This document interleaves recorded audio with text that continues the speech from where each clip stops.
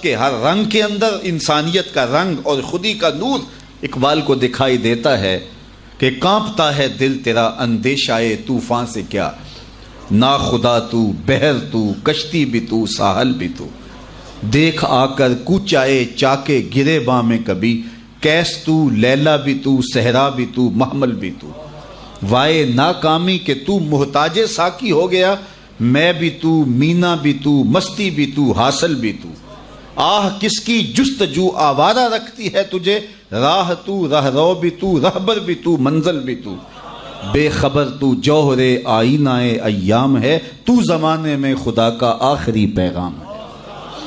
تو جب خودی سے آشنائی ہوتی ہے تو پھر کائنات کے سارے رنگ ایک وجود کے اندر دکھائی دیتے ہیں، اور وہ وجود انسان ہے، اور پھر وہ رازدان بن جاتا ہے، فطرت کے رازوں کا امین بن جاتا ہے، پھر وہ خودی کا ترجمان بن جاتا ہے، پھر وہ راز کن فکاں بن جاتا ہے۔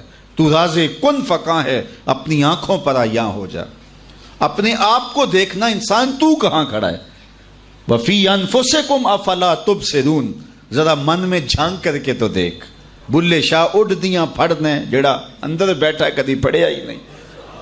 اپنے اندر جب انسان اترتا ہے پھر اسے پتہ چلتا ہے، من عرف نفسہ فقد عرف ربہ، جس نے من کو پہچان لیا اس نے اپنے رب کو پہچان لیا، اور جس کو خودی کا تعقل ہی نہیں ملا، ذات سے آگہی نہیں ملی، اپنے آپ سے آشنا ہی نہیں ہوا، تو پھر اسے کسی اور کا پتہ کیسے چلنا۔ اس آئینے میں پہلے اپنے وجود کو دیکھ، تو راز کن فکاں ہے، اپنی آنکھوں پر عیاں ہو جا، خودی کا رازداں ہو جا، خدا کا ترجمہ ہو جا، خودی میں ڈوب جا غافل، یہ سر زندگانی ہے، نکل کر حلقۂ شام و سحر سے جاویداں ہو جا، مسافے زندگی میں سیرت فولاد پیدا کر، شبستان محبت میں حریر و پر نیاں ہو جا، گزر جا بن کے سیلے تند رو کوہ بیاباں سے، گلستان راہ میں آئے تو جوئے نغمہ خواں ہو جا، تیرے علم و محبت کی نہیں ہے انتہا کوئی، نہیں ہے تجھ سے بڑھ کر ساز فطرت میں نوا کوئی۔ تو یہ وہ آواز بنتی ہے۔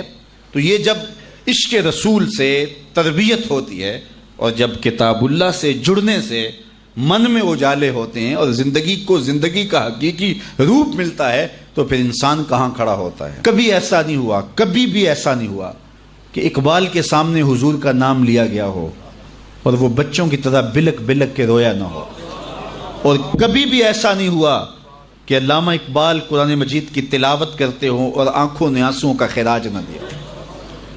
غنا سے پڑھتے تھے قرآن مجید، اور سحری کے وقت پڑھتے تھے، اور یہ خاص لمحے ہیں قرآن مجید کی تلاوت کے۔ جب آخری عمر آئی 1938 کے اندر، آپ کے گلے کا مسئلہ ہو گیا تھا، تو جو ہے وہ کلام مشکل ہو گیا تھا۔ آج کوئی بیمار ہو جائے نا تو حال پوچھنے کوئی آئے تو لوگ کہتے ہیں جناب بیمار ہو گئے، کیا حال ہے؟ تو وہ کہتا ہے جی بڑا برا حال ہے، مجھ سے چلا نہیں جاتا۔ کوئی کہتا ہے جو کھانے پینے کا شوقین ہو وہ کہتا ہے جی بیماری آ گئی، اب تو کوئی چیز کھا ہی نہیں سکتا، کیونکہ اس کی ترجیحات کھانے پینے کی ہوتی ہیں۔ وہ کہتا ہے میں کھا نہیں سکتا۔ کسی شوگر والے سے پوچھو، وہ کہتا ہے جی میٹھا نہیں کھا سکتا تو کیا زندگی باقی ہے؟ تو ہمارے مسئلے یہ ہیں، ہم کھا نہیں سکتے، ہم پی نہیں سکتے، ہم سیر نہیں کر سکتے۔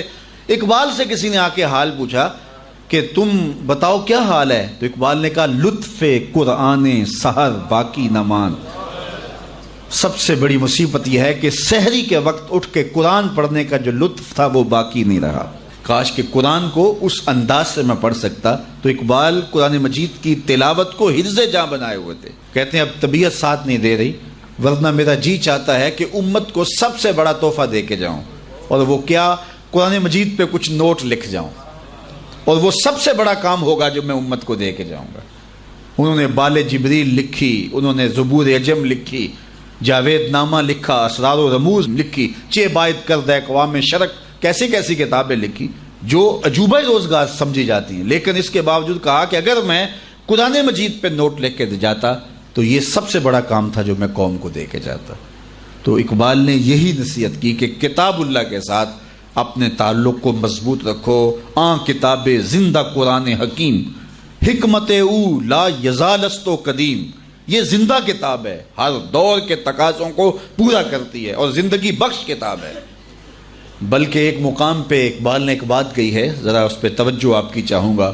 اس نے کہا فاش می گوئم آنچ در دل مزمرست، میں کھل کے نہ کہہ دوں جو میرے دل میں چھپا ہوا ہے۔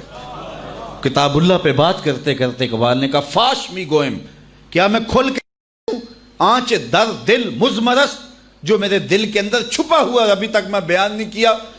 پھر کہتا ہے ای کتاب نیست چیزیں دیگرست، یہ کتاب نہیں، یہ کوئی اور ہی شے ہے۔ گر تو می خواہی مسلمہ زیستن، نیست ممکن جز بقرآن زیستن، اگر تو مومن بن کے جینا چاہتا ہے تو قرآن کے بغیر ایک قدم بھی نہیں جی سکتا ہے، ایک سانس بھی نہیں جی سکتا، ایک قدم بھی نہیں چل سکتا۔